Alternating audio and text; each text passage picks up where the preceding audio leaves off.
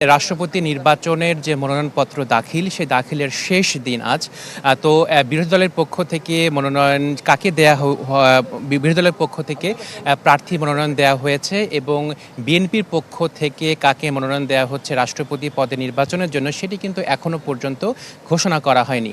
আজকে প্রধানমন্ত্রীর যে শিডিউল রয়েছে, তো প্রধানমন্ত্রীর শিডিউলে আমরা দেখতে পাচ্ছি যে ৯টার সময় একটি বিশেষ ইভেন্টের কথা বলা আছে। তো সেই বিশেষ ইভেন্টটি আসলে কি বা কি নিয়ে আলোচনা হবে সেটি কিন্তু আমাদের এখন বিস্তারিতভাবে জানানো হয়নি। কিছুক্ষণ আগে আমি প্রধানমন্ত্রীর প্রেস উইংয়ের সাথে কথা বলেছি এবং তারাও কিন্তু আসলে সুস্পষ্টভাবে কিছু বলেননি যে বিশেষ সভা বা বিশেষ ইভেন্টে কি নিয়ে আলোচনা হবে। তো একটি গুরুত্বপূর্ণ বিষয় যে প্রধানমন্ত্রী সচিবালয়ে যিনি প্রধানমন্ত্রী যেখানে অফিস করেন সেখানে ইউএস বিজনেস ডেলিগেশন একটি টিম এসেছে যারা প্রধানমন্ত্রীর সাথে সৌজন্য সাক্ষাৎ করবেন।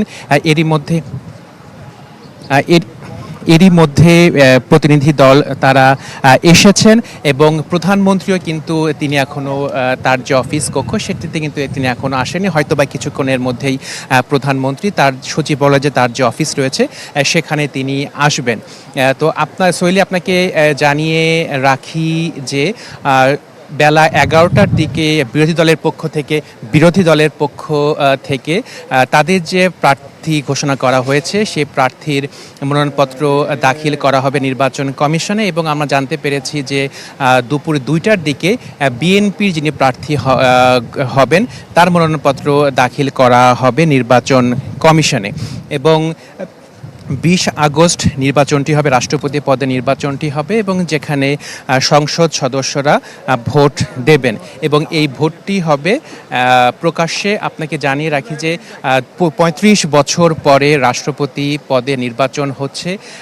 এর আগে ১৯৯১ সালে রাষ্ট্রপতি পদে নির্বাচন হয়েছিল যেখানে বিএনপির প্রার্থী আব্দুর রহমান বিশ্বাসের কাছে পরাজিত হয়েছিলেন আওয়ামী লীগ প্রার্থী বদরুল হায়দার চৌধুরী এবং সেই নির্বাচনে বিএনপি প্রার্থী আব্দুর রহমান বিশ্বাস পেয়েছিলেন ১৭২ ভোট এবং বদরুল হায়দার চৌধুরী তিনি পেয়েছিলেন ৯২ ভোট এবং ৯১ সালে যে নির্বাচনটি হয়েছিল সে নির্বাচনে জাতীয় পার্টি সে নির্বাচনটি বয়কট করেছিল। জামায়াতে ইসলামী তারা নির্বাচন ভোটদান থেকে বিরত ছিল এবং এর মাঝে অর্থাৎ ১৯৯১ সালে নির্বাচনের পরে ২০২৬ সালে নির্বাচনটি হচ্ছে। এর মাঝখানে যারা রাষ্ট্রপতি ছিলেন তারা সবাই কিন্তু বিনা প্রতিদ্বন্দ্বিতায় নির্বাচিত হয়েছিলেন। তো আপনি দেখতে পাচ্ছেন যে প্রধানমন্ত্রী তারেক রহমান তিনি সচিবালয়ে কিছুক্ষণের মধ্যেই প্রবেশ করবেন।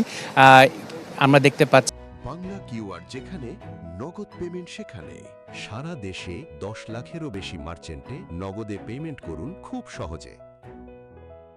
যে একজন মন্ত্রীর গাড়ি যেটি প্রবেশ করেছে সচিবালয়ে এবং আপনাকে জানিয়ে রাখি যে ১৯৯১ সালে নির্বাচনের পরে ২০২৬ সালে নির্বাচন হচ্ছে রাষ্ট্রপতি পদে। এই মাঝখানে যারা রাষ্ট্রপতি ছিলেন তারা কিন্তু বিনা প্রতিদ্বন্দ্বিতায় নির্বাচিত হয়েছিলেন এবং বিএনপি কাকে মনোনয়ন দিবে সেটি নিয়ে কিন্তু আসলে সবার মাঝেই জল্পনা কল্পনা রয়েছে, আগ্রহ রয়েছে। তো আলোচনায় আছেন বিএনপির বর্তমান মহাসচিব মির্জা ফখরুল ইসলাম আলমগীর, দলের স্থায়ী কমিটির সদস্য খন্দকার মোশাররফ হোসেন, একই সাথে আলোচনায় আছেন বর্তমানে ভারপ্রাপ্ত যিনি রাষ্ট্রপতি রয়েছেন হাফিজউদ্দিন আহমেদ।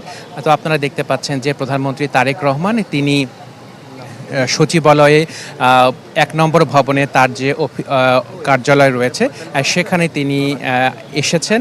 হয়তোবা কিছুক্ষণের মধ্যে তার যে দিনের কর্মসূচি রয়েছে সেই দিনের কর্মসূচিতে প্রথম যেটি রয়েছে সেই বিশেষ সভা অনুষ্ঠিত হবে। তবে প্রেস উইং থেকে বলা হয়ে এই সভা সম্পর্কে কিন্তু বিস্তারিত কোনো তথ্য আমাদের জানানো হয়নি।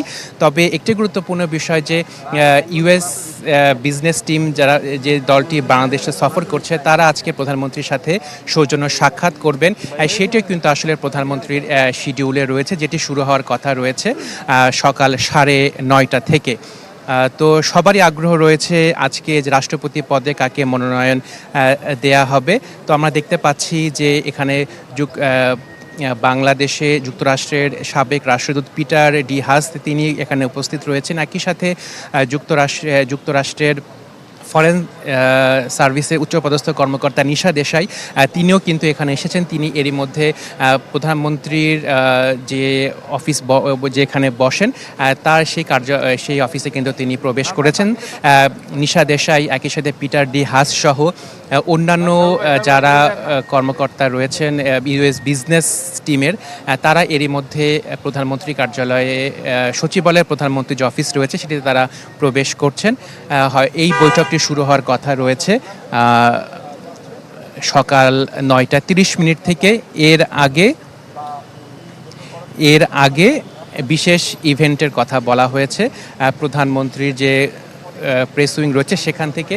তো সোহেলি, এই হচ্ছে তথ্য যে আজকে হয়তোবা বিএনপির পক্ষ থেকে ঘোষণা করা হবে রাষ্ট্রপতি পদে বিএনপির প্রার্থী কে হচ্ছেন, এবং আজকেই কিন্তু সেটি নির্বাচন কমিশনে মনোনয়নপত্র দাখিল করতে হবে। যেটি আমরা জানতে পেরেছি যে বিরোধী দলের পক্ষ থেকে তাদের যে ক্যান্ডিডেট রয়েছে তার মনোনয়নপত্র দাখিল করা হবে নির্বাচন কমিশনে বেলা 11টার দিকে, এবং দুপুর 2টার দিকে বিএনপি যিনি মনোনীত হবেন তার মনোনয়নপত্র দাখিল করা হবে 2টার দিকে নির্বাচন কমিশন। তো সোহেলি, এই হচ্ছে সর্বশেষ তথ্য আমার কাছে।